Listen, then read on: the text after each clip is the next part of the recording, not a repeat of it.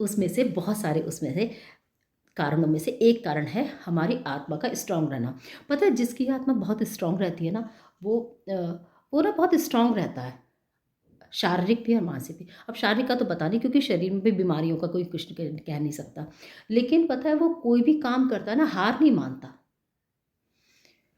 जिसकी आत्मा स्ट्रांग रहेगी, वो अलग से दिख जाएगा जो भी वर्क करेगा। वो ना हार नहीं मानता।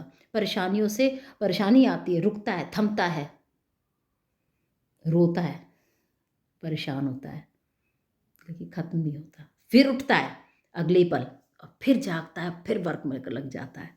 क्योंकि वो क्योंकि हमें हमेशा जीवन में रोकना नहीं है ना। व्हाट नेक्स्ट, व्हाट नेक्स्ट, अच्छी से अच्छी चीज़ें हो, फिर अगला हमें क्या कदम करना है। बिजी रहना है, आगे बढ़ना है। क्योंकि बहुत सारे हमारी चीज़ें होती हैं जो हमें रोकती हैं। कई बार रिलेशंस रोकते हैं, कई बार कुछ और चीज़ें रखते हैं, कई बार बहुत सी इमोशंस ऐसी होती है जिससे कि व्यक्ति रुक जाता है। रुकना नहीं है, फिर उठना है, फिर जागना है, फिर चल देना है। क्योंकि यही जीवन है, निरंतर चलते रहना। और चलना किस प्रकार से है, ये बहुत इंपॉर्टेंट होता है। चलना तो है, अब आप रो के चलेंगे, गा के चलेंगे, हँस के चलेंगे, या फिर खिलखिलाते हुए चलेंगे, या अपने जीवन के उद्देश्य को पूर्ति करने के लिए चलेंगे। ये अब आपका निर्णय है कि आपको कैसे चलना है। चलना तो होगा, कोई भी रुक नहीं सकता। वो झिक-झिक करके जीवन बिताएगा, इसने किसने क्या कहा, इसमें अपना जीवन व्यतीत करेगा, या फिर बहुत सारे और भी ना क्या बोलना उसमें, बहुत सारे लोग बहुत सारे तरीके से अपने-अपने जीवन को व्यतीत करते हैं। कुछ अपनी सिर्फ़ इमेज को ऊपर करने में ही अपने जीवन को व्यतीत कर देते हैं कि कैसे मेरी वाहवाही हो, कैसे वो हो। बहुत सारे अपने-अपने वो हैं तरीके जीवन जीने के। लेकिन जीवन चलेगा ज़रूर, रुक नहीं सकता। जब तक साँस है चलता रहेगा। चलना तो है ही, रो के बिताएँगे, हँस के बिताएँगे, गा के बिताएँगे। तो इससे अच्छा है कि हँस के बिताएँ, और कुछ भी करें, छोटा करें, बड़ा करें, वो तो भविष्य के गर्भ में क्या लिखा है हम कुछ नहीं जानते, कोई भी, मैं भी नहीं, आप भी नहीं।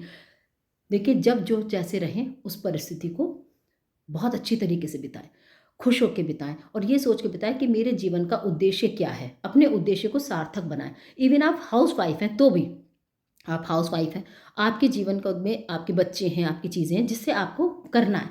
हमेशा प्रयास करते रहें, और better, better, better, better, better, better, better, क्योंकि एक दिन में कभी कोई चीज़ नहीं होती। हम छोटे-छोटे, छोटे-छोटे प्रयास करते हैं, तब एक एक पूरा एक चलता है। रोज़ पर डे कुछ अच्छा, रोज़ पर डे कुछ अच्छा। हो सकता है हम बहुत पीछे हों, हो सकता है हम बहुत पीछे हों, डज़न्ट मैटर कौन कहाँ है। लेकिन आप जब रोज़ एक छोटे-छोटे प्रयास करते हैं, रोज़ अपने माइंड में, अपने दिनचर्या में एक छोटी चीज़ भी लेके आते हैं, तो आपका जीवन बहुत सफल होता है। मानते हैं ना कहना?